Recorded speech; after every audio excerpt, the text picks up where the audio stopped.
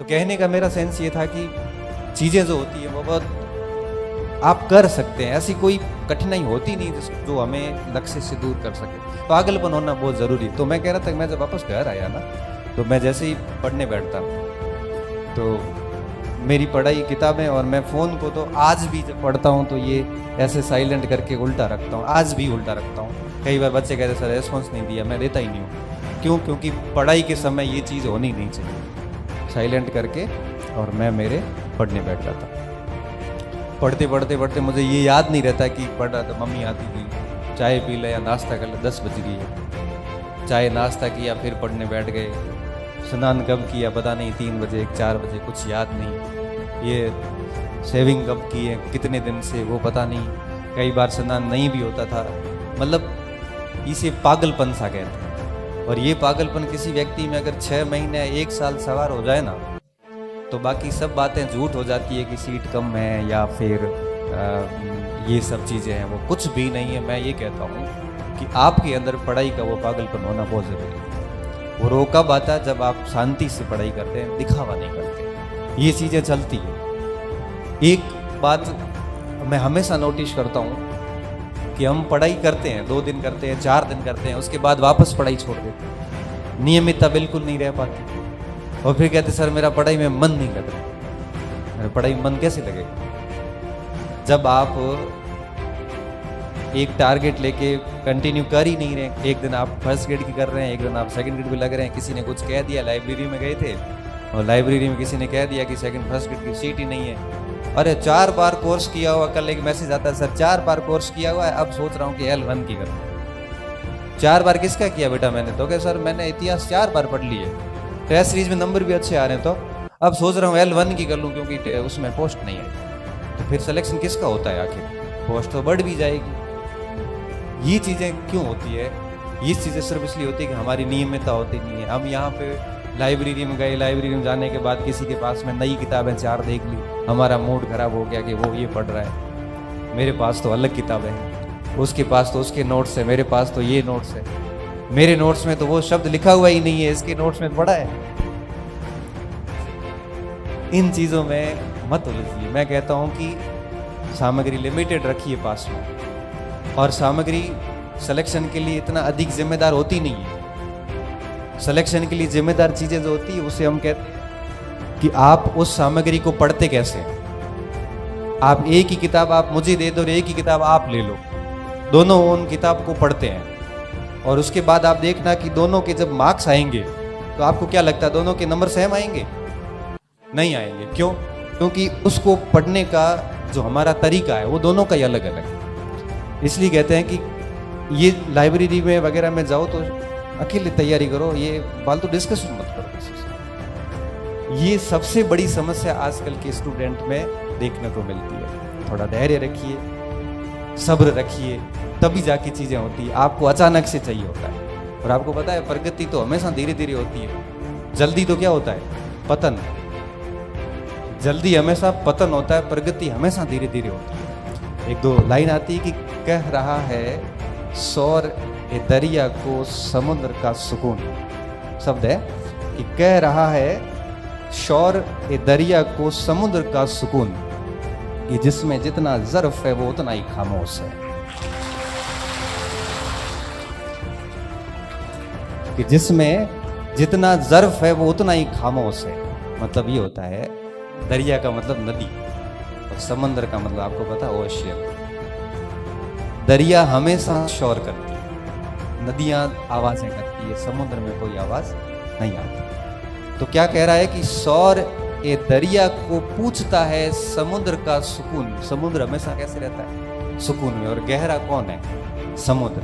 पानी किसके पास अधिक है? समुद्र के पास। लेकिन आवाजें कौन कर रहा है? दरिया। कि शौर ए दरिया को पूछता है समुद्र का सुकून, कि जिसमें जितना ज़र्फ है, जिसमें जितनी गहराई है, सहनशीलता है, वो उतना ही खामोश है। इसलिए कहता हूँ कि ये आप खामोशी जो होती है ना, ये सबसे बेहतरीन इलाज होती है। पढ़ते जाइए, जितना ज़्यादा पढ़ेंगे, जितना ज़्यादा शांत रहेंगे, दुनिया से अलग रहेंगे, एक दिन अपने आप ही लाइमलाइट में आ जाओगे। एक दिन ऐसी पहचान स्थापित होगी कि कोई ज़्यादा कुछ करना नहीं पड़ता। आपको लगता होगा जैसे आप मेरे को देख रहे हैं या आपको लग रहा है कि ये व्यक्ति बना कैसे है, कुछ भी नहीं है।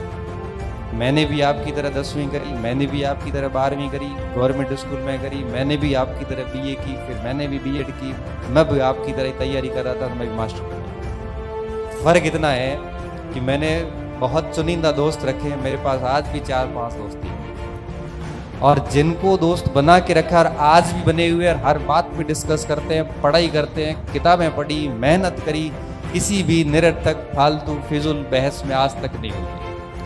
जीवन बड़ा सरल रखा है, कोई नशा नहीं, कोई पता नहीं, साथ में रहने वालों ने नशे कर ली लेकिन कभी मजाल है कि किसी ने कुछ भी नशा करना सिखाया हो, कोई टेंशन नहीं।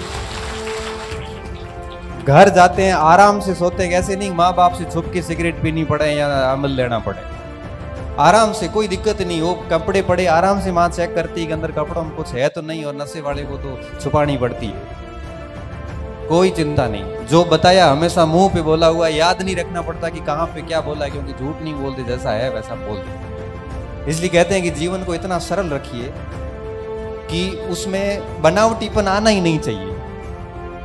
मुझे कई बार कहते हैं कि सर आप बड़े मंच पे जाते हो तो ऐसा किया, अगर मैंने कहा कुछ नहीं करना भाई, जैसा मैं इस शूज में कंफर्टेबल हूँ तो यही पहन के जाऊँगा, मुझे ये ठीक लग रहा है तो ये पहन के चला जाऊँगा, मुझे कोई मतलब नहीं है कि सामने वाला क्या सोचता है। बड़ा सरल सा जीवन है।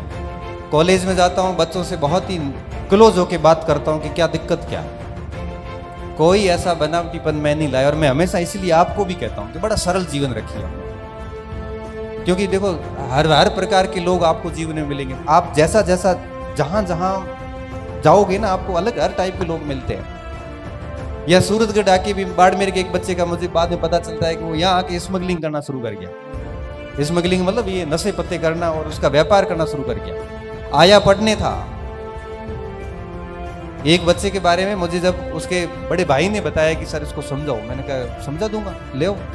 मैंने सोचा कि उसको पढ़ाई समझ में नहीं आ रही, या मैंने सोचा कि कोई मोबाइल्स में आजकल गेम आते हैं, ऐसा कुछ खेल रहा है तो समझा देंगे, तो वो ले आया उसको। तो मेरे को कहा संडे को आना, अपन फुर्सत में उस बच्चे को समझा देंगे तो पढ़ लेगा। मैंने सोचा कंफ्यूज है कि किसकी तैयारी करूँ, तो आए वो 3-4 बजे शाम को आए, दोपहर में आए। मैंने कहा होता क्या, तो सर ये बेचता है वो उड़िया। मैंने आपको कह रहे कहाँ से, तो सूरतगढ़ गया था और उसके बाद ही रास्ता भटक गया और बुरी तरह से बिछड़ा हुआ है। मुझे सच में पहली बार पता चला है कि यहाँ आने के बाद कुछ बच्चे ये भी करते हैं। इसलिए मुझे लगता है कि आप यहाँ सब घर बार छोड़ के यहाँ बैठे हैं तो मन में सोच के आए कि 1 या 2 साल में कहानी खत्म करके घर जाएंगे। कहानी खत्म ढंग से करनी है। कहानी खत्म का मतलब ये नहीं है कि बहुत दर्दनाक अंत हो उसका। कहानी ऐसी होनी चाहिए कि वापस जाने के बाद में साथी आपके कहें कि यार ये तो बहुत सामान्य व्यक्ति था और बहुत अच्छी जगह चला गया। और फिर रास्ते अपने आप। मैं आपको बताऊं, कोई भी व्यक्ति सोच के नहीं निकलता कि मैं IAS बनूंगा। मैंने मेरे जीवन में नहीं सोचा था कि मुझे इस प्रकार का मंच मिलेगा और मैं ऐसे मंच पे आके। मैं बड़ा शर्मीले नेचर का व्यक्ति था। 12वीं तक तो ये हालात थे कि सर मुझे प्रार्थना के लिए भी आके बुलाते थे, तब भी मेरा हाथ ऐसे करता था। मैंने कभी नहीं सोचा था कि ऐसा की चीजें होगी। मैंने इतना जरूर सोचा था कि सिविल सर्विसेज की प्रिपरेशन करूंगा या सेना में चला जाऊंगा, लेकिन वो दोनों चीजें स्वास्थ्य के साथ चली गई। मस्तिष्क में नहीं था कि इस हायर एजुकेशन में आएंगे और आप बच्चे मुझे सुनेंगे। सब डेस्टिनी ने तय कर रखा है आप कहां जाने वाले। बस बात ये है कि सब्र के साथ में तैयारी होते रहना बहुत जरूरी है। बस मेहनत करते जाओ। आप कहां पहुंचने वाले हो ये आपको नहीं पता। 4 पंक्तियां आती हैं, सुरेंद्र जी बोलते हैं तो मैं भी थोड़ी बोल लेता हूं कि ख्वाब जहां पलते हैं, ख्वाब तो आप समझते हो कि ख्वाब जहां पलते हैं मेरे, खबर वहां तक रखता हूं। ख्वाब जहां तक पलते हैं मेरे, खबर वहां तक रखता हूं। जमीन पर पांव हैं मेरे और नजर आसमान तक रखता हूं। जमीन पर पाऊं, क्योंकि डाउन टू अर्थ होना व्यक्ति को बहुत ज्यादा जरूरी है। और नजर आसमान पर रखता हूं और मंजिल से भी वादा कर रखा है मैंने मिलने का। मंजिल से भी वादा कर रखा है मैंने मिलने का। और अब देखना यह होगा कि सब्र कहां तक रखता हूं। कि सब्र कहाँ तक रखता हूँ, क्योंकि ये बहुत ज़रूरी होता है। 2 महीने में कई बार आपको रिजल्ट चाहिए होता है। मैं कई बार मेरे पास मैसेज आते, सर आपका कोर्स लिया है और 6 महीने में हो जाएगा। 6 महीने में बेटा वैलिडिटी पूरी होगी और तो कुछ नहीं होगा। 6 महीने में कोर्स नहीं होता। क्यों? क्योंकि आप किताब से पढ़ो, चाहे आप कोर्स से पढ़ो, चाहे आप गाइड से पढ़ो, एक विषय अपना समय लेता है। आपको उसको दिमाग में डालने, वापस 4 से 5 बार रिवीजन करने में वक्त लगेगा। अगर 1-1.5 साल के लिए सब्र रख सको तो तैयारी करो। और आपको लगता है कि नहीं हमें 5 और 6 महीने में नौकरी चाहिए, तो बेटा वो पॉसिबल नहीं है। क्योंकि कोई भी विषय हो, चाहे पॉलिटिकल साइंस हो, चाहे हिस्ट्री हो, चाहे हिंदी हो, चाहे इंग्लिश हो, विषय अपना प्रॉपर समय मांगता है।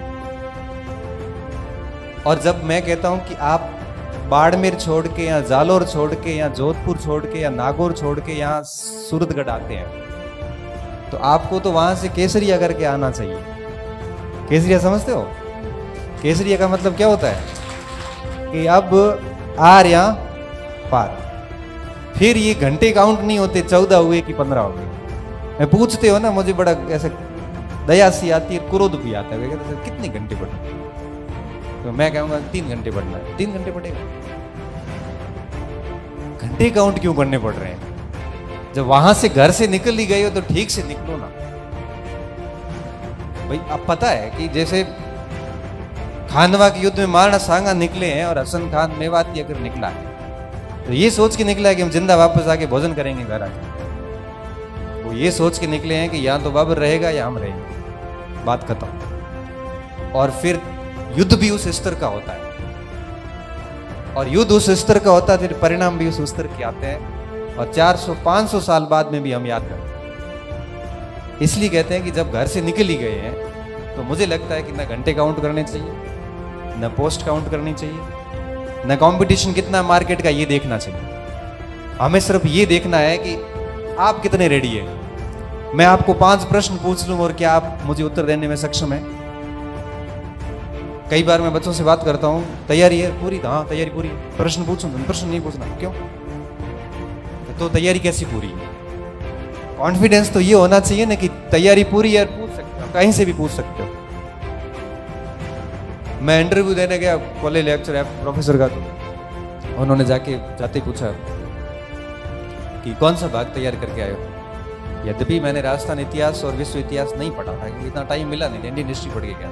मैं सर सारा ही तैयार। कॉन्फिडेंस तो रखो, सारा ही तैयार है। नहीं आएगा तो मना करते हैं, क्योंकि अपराध थोड़ी है। तैयार तो है, तो परीक्षा पास हुई। कहाँ से पूछे? मैं जैसा भी आपको ठीक लगे। तो आधुनिक से पूछ ले। हाँ सर वही पढ़ा हुआ था, मन में सोचा वही पढ़ा हुआ है। शुरू कर दिया, चलता रहा, चीजें चलती रही, बड़े आराम से चलती रही। तो ये कॉन्फिडेंस का बाधा जब आपने सच में पढ़ाई की। कोई कहता सर रात को पढ़ूं कि सुबह पढ़ूं उठ के? वही पढ़ाई करनी, कभी भी करना। कभी कभार रात को कर लो, कभी सुबह उठ के पढ़ लो। लेकिन बात ये है कि हम पढ़ रहे कि नहीं पढ़ रहे। यहां पे आके पंचायती करना है। क्या यहां पे आके पुस्तक भंडार पे, लाइब्रेरी के अंदर या 4 रूम लिए और बीच में बैठ के आराम से अगर आप पंच बने हुए हैं, तो मान के चलना कि आप अपनी असफलता की कहानी उस जगह बैठे बैठे लिख रहे हैं। ये कंपटीशन है, बड़ा निर्दयी है। ये नहीं देखता है कि आप किस गरीब परिवार से आते हैं या अमीर से आते हैं। ये नहीं देखता है कि आपके घर वालों ने कितने सैक्रिफाइस करके आपको यहाँ भेजा है। ये भी नहीं देखता कि आप पहले कितनी बार फेल हुए हैं और आपको नौकरी की सख्त आवश्यकता है। ये भी नहीं देखता कि आपके ऊपर पीछे पूरा परिवार इंतजार में बैठा है कि ये नौकरी लगे तो इन 2 बच्चों को आगे भेजूं। ये भी नहीं देखता कि आपके हालात अच्छे नहीं है, आपको नौकरी की सख्त आवश्यकता है।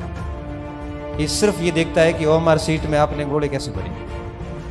वो सीधी कंप्यूटर में ओएमआर सीट स्कैन होती है, सीधे नंबर आते हैं, किसी 120 में से 18 आते हैं, किसी 120 में से 112 आते हैं। और ये तय इस बात पे होता है कि आपने कितनी गहराई से, कितनी तन्मयता से किताबों को घोट के याद किया है।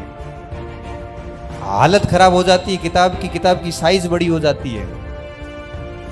120 पेज की किताब, 120 पेज का रजिस्टर ऐसे लगता है जैसे 500 पेज की किताब हो। 5-5, 6-6 कलर के स्याही घसी भी होती है उस नोट्स पे या उस किताब के ऊपर।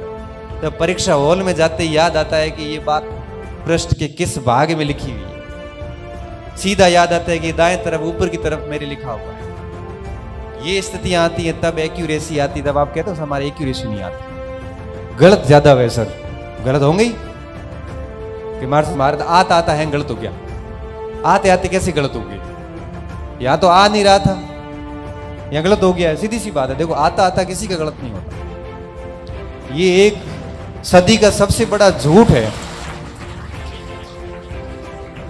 ये सबसे बड़ा झूठ है जो हम लोग अपनी असफलता को जस्टिफाई करने के लिए हर जगह बोलते हैं। आता आता किसी को गलत नहीं होता, पहली चीज। दूसरी बात, जब हम बाहर निकल के कहते हैं ना कि आधे नंबर में फेल हो गए हो या एक नंबर ही लार रहे हो, भाई साहब आपने परीक्षा हॉल में पूरी ताकत लगा ली थी, एक नंबर आया नहीं। आप एक नंबर से नहीं हुए हैं। आप ये एक्सेप्ट कीजिए कि परीक्षा हॉल में आपने सारे हार्मोन एक्टिव कर लिए थे, आपने पूरी ताकत लगा ली थी, पूरी चेष्टा की थी। अगर किसी प्रश्न की अगर छोटी अंगुली भी पकड़ में आई थी तब भी उसको आपने गिराने की कोशिश की थी, लेकिन उत्तर निकला नहीं निकला, एक नंबर आया नहीं। आपने पूरी मेहनत कर ली उसके बावजूद भी। और मैं ये कहता हूँ कि जब आप घंटों घंटों पढ़ के घंटों घंटों मेहनत करने के बाद में जब आप सिलेक्शन लेते हैं ना, तब वो एक नंबर ही हासिल करते हैं। वो एक नंबर के लिए बहुत मेहनत करनी पड़ती है, तब जाके वो एक नंबर आता है और हम हंसते हंसते गलत करके आ जाते हैं। इसलिए कहते हैं कि जब जितना आप ढंग से मेहनत करेंगे, जितनी आप बार बार रिवीजन करेंगे, एक भाग के लिए भाई एक ही किताब रखो ना, ये 20 किताबें रखने की क्या जरूरत है। एक किताब तो कम से कम ठीक से याद करो। अपने घर पे लाइब्रेरी बना देते हैं और उस लाइब्रेरी में फिर कंफ्यूज होते हैं कि अब पढ़े क्या और छोड़े क्या इसमें।